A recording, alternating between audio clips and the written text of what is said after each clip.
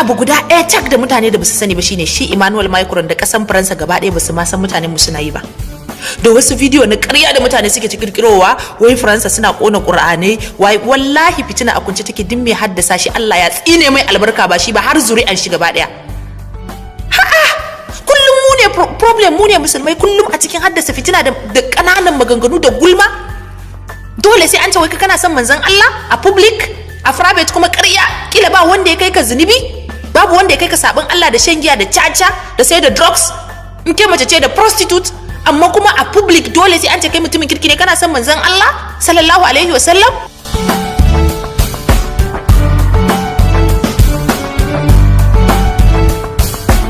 Tun bayan da Aisha Idris sai wancan zantuka marasa kan gado take shan raddi, wani Bahaushe mazaunin kasar Germany ma mai suna Bazalla ya yi mata raddi kan wannan kalamai nata.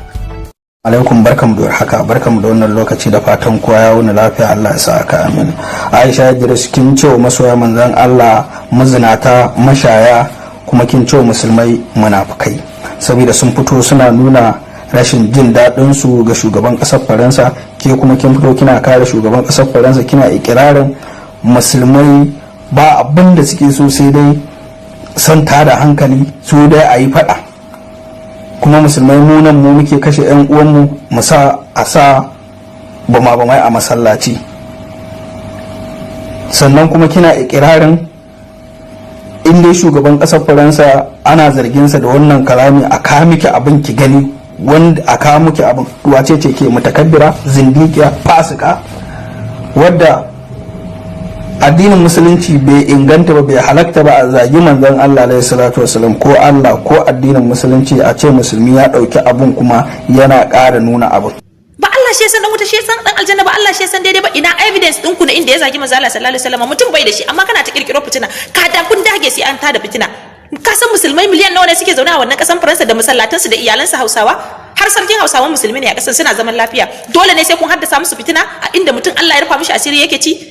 Tsakani da Allah mutanen mu ku ringa yi wa kanku adalci. Kullum mu Hausawa mu ne kirkiro fitina da masifu. To ke kina cewa sai an ka miki zaki yadda, kada Allah isa ki yadda. Sannan kina ikirarin kuma kin yi magana ta mitakabbiranci daƙiƙiya, kina cewa wai ai Faransa akwai musulmai. To musulman ƙasar Faransa su suka fito suka fara nuna rashin jin daɗin su ga shugaban ƙasar Faransa. Ballantana ke karen kaɗamiya. Wallahi mutane, in za ku yi aure fa ina gaya muku dinka duba gidan mutunci, ku dinka duba gidan mutunci, ba waken fuska ba ko tarin dukiya. Gashi nan rashin bincike abin da ya zama na dole, gashi nan ya sa daga cikin musulmai gashi nan ana ta haifar kafirai. In dai aka yi abu don manzan Allah, aka nuna abu na ɓatanci ko menene, musulmai suka fito suna nuna, wai sai kaga an samu wata mitakabbira fasika daga cikin arewacin Najeriya tana ikirarin ita musulma ce, tana fito tana kare irin waɗannan mutane. To wai wannan ita idan tana zama a Italy, ni ba da Allah a Jamus nake zama, ni na san irin ku, mazanku da matanku, saboda musulmi a ƙasar Turai yana shan wahala ba don komai ba. Mafi akasari waɗanda suka zo daga ƙasarmu 'yan hayin ruwa sun bata mana suna, sannan kuma abun harkar ta'addanci na Boko Haram shi ma ya ƙara hassasa mana wannan bakin jinin. Ana ganin ka duk inda kake kai dan ta'adda ne, in dai daga arewacin Najeriya kake musulmi.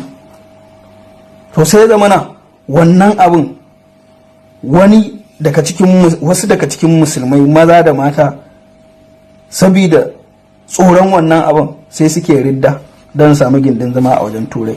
Yan hayar ruwa sun zo sun ce mana muna kashe su menene, to kai kuma musulmi na nan sai zamana kana cikin wahala da matsi. To sai zamana wasu daga cikin musulman in sun zo suke ridda su ce su ba musulmi bane ba, ko kuma a'a su ce su yan luwaɗi ne, kuma su ƙara yin batanci ga musulman. Mu kuma Allah dan manzon Allah dan tsarkin mulkinka, in dai za mu samu wani abu a duniyan nan, in dai dan sai mu ridda ne, Allah ka bin mu a yadda muke, a hakan kuma ma mun gode ya Ubangiji. Sannan ke kuma magana ta biyu da yake kiran musulmai mazinata, to akwai mazinaciya irin ki wadda kike zaune da bature, kina zaune da wanda ba musulmi ba?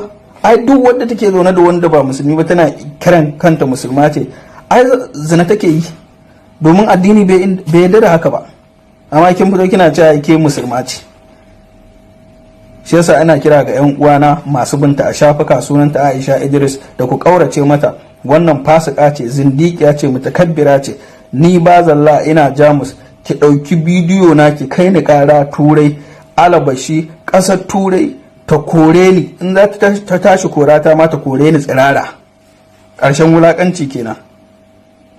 In dai akan manzan Allah ne, ni a shirye nake da shiga a ɗaure ni ko a kashe ni, a shirye nake da duk abin da zai faru da ni in dai akan manzan Allah ne alayhi salatu wassalam.